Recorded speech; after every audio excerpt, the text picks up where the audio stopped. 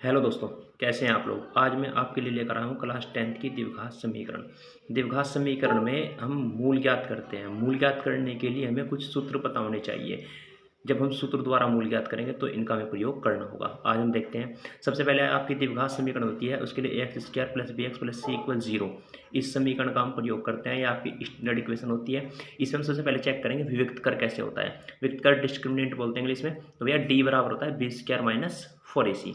ये सूत्र आपको याद रखना है। इसकी कुछ प्रकृति होती है, प्रॉपर्टीज होती हैं, वो आपको हम बताएंगे। देखो, सबसे पहले यदि बी स्क्वायर माइनस 4ac क्या हो जाए, ग्रेटर देन हो जाए किससे, 0 से, यानी कि बड़ा हो जाए, तो मूल कैसे होंगे, वास्तविक होंगे, और क्या होगा, उनका अस्तित्व होगा, यानी कि वो एग्जिस्ट करेंगे।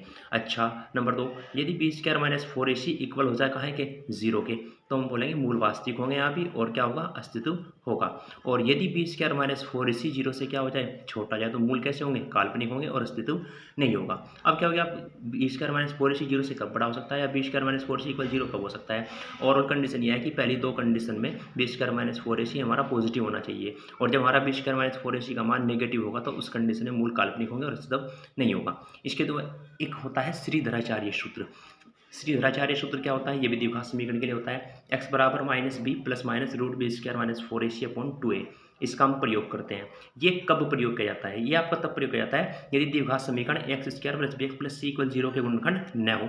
एक तो इस कंडीशन में हम प्रयोग कर सकते हैं, और इस सूत्र को देखो ऐसे भी लिख सकते हैं, एक्स बराबर minus B plus root D upon 2a, क्योंकि डी क्या है, बी स्क्वायर माइनस 4ac, जो कि मैंने ऊपर बताया है। देखो यहाँ पे, ये यहाँ पे देखो, ठीक है। अच्छा, और हम हाँ इसके बारे में बता रहे थे, यदि द्विघात समीकरण x square plus b x plus c equal 0 के गुणनखंड नहीं हो तो हम इसका प्रयोग करते हैं।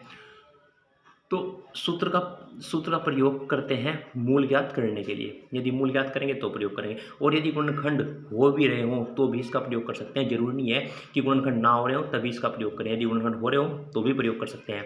क्लास 10th में यदि बी स्क्वायर माइनस 4ac की 1 व 2 प्रकृति आती है तो सूत्र का प्रयोग करेंगे, अन्यथा नहीं करेंगे। इसके अलावा अगर पहली दो प्रकृति की बात हुई है, देखो ये वाली, और अगर तीसरी प्रकृति आती है तो छोड़ देते हैं, लेकिन अगर ये तीसरी प्रकृति हमारी क्लास 11th में आती है तो इसका हम वहाँ पे प्रयोग करेंगे।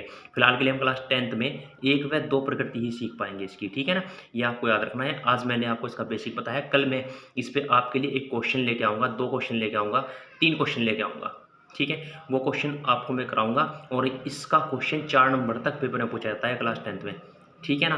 तो तैयार है ना, आज का ये बेसिक आप तैयार कर लेना। कल मैं आपके लिए इसके लिए एक नई वीडियो लेकर आऊँगा। Thank you so much.